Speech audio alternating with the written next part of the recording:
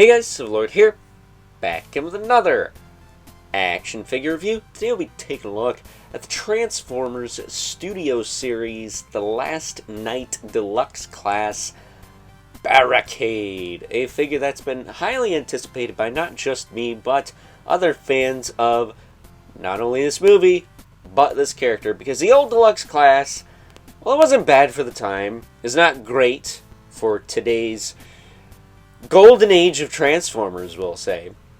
And it also has clear plastic, so it's a bit fragile, to say the very least. This guy, while he does have clear plastic, it's all keyed in. It's not actually molded into any joints for transformation, posability, or otherwise. So he's a lot more sturdy, he's a lot more durable, and a lot more fun to mess around with. Even compared to the 07 version of Barricade in this line, which hopefully we'll get a revisit on that one at some point as well. With the 20th anniversary of that movie coming up, I would not be surprised if we see some redos of some of those characters. But with that being said, this of course is brought to us by the fine folks over at Hasbro. And before I get too far ahead of myself, why don't we cut right to the chase and get into the meat and taters of this review and take a look-see at all Barricade has to offer in terms of accessories, because he is loaded with a bunch of stuff. He's got a couple of handheld weapons, which can snap onto his hips. He's got his crazy forearm Gatling gun thing, which can clip around his arm. And he's got this forearm mounted blaster. I know one of these is a taser, but not quite sure which one that is. The only thing he really doesn't have is his billy club and his brass knuckles.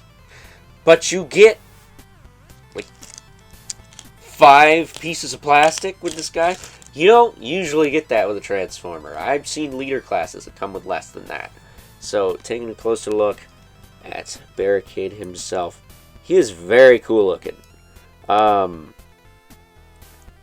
Definitely looks like the 07 one, but a little buffer, a little bit chunkier, a little heftier, a little more gnarly looking too, because he's seen some stuff. But as far as articulation goes, his head can rotate.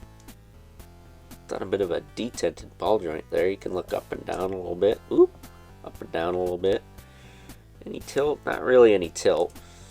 Shoulders can pop out, back down. They can rotate forward and back. He's got a little bit of bicep swivel baked into that joint up there. He's got very odd elbows that do also rotate. Nothing in the wrist. The hands don't do anything on this guy. They don't fold up. They don't do anything. So nothing there. He does have a bit of a backpack, but you can actually take this off because, again, it's not molded out of clear plastic. But I don't mind the backpack. Compresses pretty nice, and it doesn't get in the way of anything. The lights actually do pop out. I don't know why, but you can pop them out if you want. He does have a waist twist. He's got a waist twist that works okay. And his backpack literally just compressed even more. Look at that. Alright, stuff was starting to come untapped there. So I was getting a little carried away. His hips can kick out, back down, forward and back. He's got a swivel at the knee with a hinge. And I know a lot of people are like, it's loose here. That's because he's a chicken leg guy. Everyone should know by now that 99.98% of the Decepticons in the Bayformer movies are chicken-legged. So if you have him like this, with this kicked forward a bit, he stands up just fine. Like, he's super solid. He's not going anywhere. But if you straighten the legs out, he's going to be a little Flopadopoulos. But you can pose the knee back a little bit further than that. So that's nice. It does have rotation down there, as I mentioned, as well as up here at the thigh. And then the ankles are on straight up ball joints, so you can get all kinds of range out of these. You get your pivot, you get your back and forth is more or less up here at the chicken leg point, which is very tight. But there you go. That is Barricade in a nutshell. He is freaking cool. Figure of the year cool? I want to say so. At least for right now. Unless we get something like totally nutso. I mean, I'm looking forward to the studio series. Is it 86 or 87 Shockwave? But that's just a redo of Siege Shockwave. And not for nothing, I think he's going to be a little bit on the short side. Whereas Barricade here, since he's a deluxe, he's kind of supposed to be a little bit on the short side. And that's just the nature of the beast, I'm afraid. And then trying to snap these weapons on. This is easier said than done. This is not the easiest thing to do. But I wanted to do it to show you that if I can do it, then anyone can do it. Especially this frickin' Gatling gun thing does not want to snap onto his arm. It will, and I've gotten it to do it before. I'm determined to get it to do it now. But it is a pain in the butt.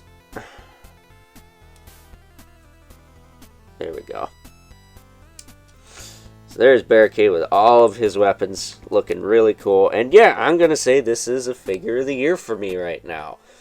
As crazy as it seems that a deluxe is figure of the year material, this guy is such a nice update to that old toy. I didn't think that old toy needed much of an update. I was okay with it, but given the fact that the clear plastic was an issue for some folks, and the fact that this guy just poses much better, looks much better, still comes with a lot of stuff, that's freaking rad, you know. You can do a lot worse for, what is it, $27.99 nowadays, because them Hasbro prices, am I right? But before I wrap this up, let's bring in our two regulars. We've got the Mythic Legion's brother Mandibolith, and the infamous, the oh so infamous, 11 Spawn, who as usual towers over everyone, because he is not a deluxe class. Doy. So, with that being said, it's time now that we wrap things up with some final thoughts. Overall, and I'm going to have to stand by my previous statement in saying that good old Barricade from the last night here is definitely a contender for figure of the year, at least thus far. Because for a deluxe class, he does a lot of things right. And I mean a lot of things right. First of all, he improves upon a previous release tenfold. Posability is better. Quality is better. The sculpt and detail is better. Granted, he doesn't come with a couple of accessories, but I can look past that because he still comes with, for a Transformer anyways, a lot of accessories.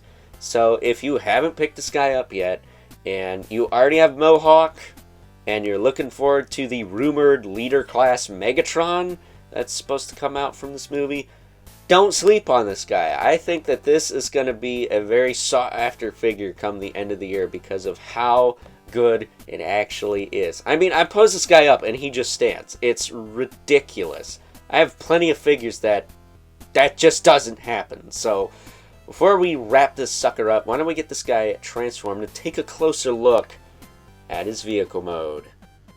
And as promised, here we have a good old Barricade from the last night in his custom Mustang alt mode, loaded with guns, ready to not just punish and enslave, but probably wipe out a fleet of Autobots if they get on his bad side.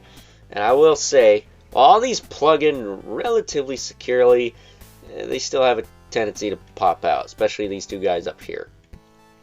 But he can roll back and forth, which is always nice. And taking a closer look at him, he looks good.